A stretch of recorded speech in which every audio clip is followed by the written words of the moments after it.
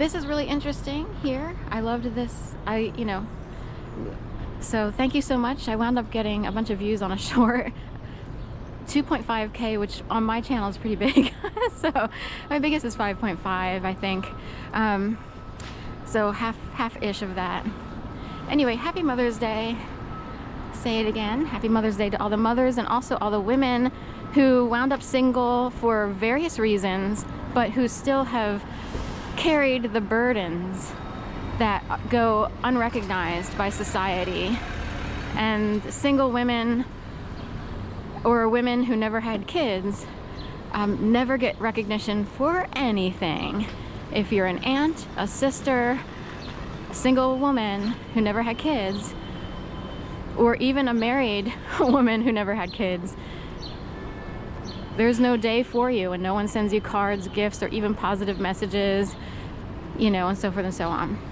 So anyway, just want to put it out there. So happy Mother's Day to everyone in general who's female, who could have kids and or did. So, but I also wanted to bring up my mom and aunt every year when in Florida would wind up meeting up with my aunt's in-laws. Her son married a woman, and her parents, wound up in the Gainesville-ish area. Not in Gainesville proper, but close enough where you would just say, oh, they live in Gainesville. And they would meet up on Mother's Day after my mom moved to Florida. And this was in the early 2000s. A little surprised that she moved there. So I was taken aback, and I wondered what prompted her move. She never really told me. I just knew she needed to move. So, but anyway, she did enjoy some peaceful quite a few peaceful years in Florida. I wished I could have done things with and for her, but because I only make so much money, and I sort of wound up in a pickle here in Philadelphia, so I couldn't always do things right on Mother's Day. So in a way, I feel like my mom was a little bit hijacked. But we'll leave it at that. But my mom and aunt would enjoy mimosas by a pool that might have been part of the in-laws community.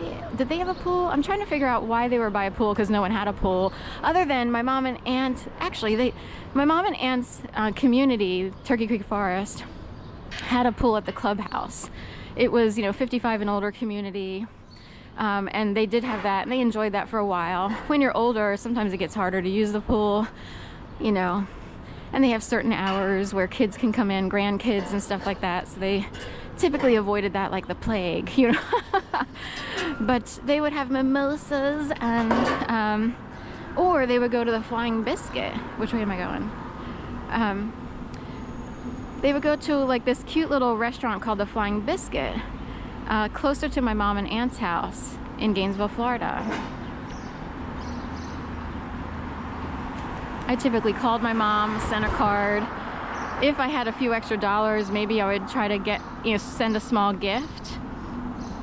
I wished I could have done more. I wound up so stuck in a certain situation here in Florida that, in a way, like on one hand, I was relieved that my mom was enjoying time with people and it was fairly peaceful. I'm not really sure, I have a cousin and his wife, and they live their life a certain way. It's a little confusing to me. It's not like they're special or important or work for the government. Nobody works for the government. No one's a secret agent, nothing like that. But people could project things and you would wonder about them. So I just want to state straight out, no one is VIP with government anything, nothing. In fact, maybe the opposite. So anyway, but it could look that way. Like, oh, we have a special thing going on here. We stage things in our front yard. And that, my mom might not have noticed. I wound up being forced to recognize certain communities that exist for whatever ideology, whatever belief system sunk into their brain.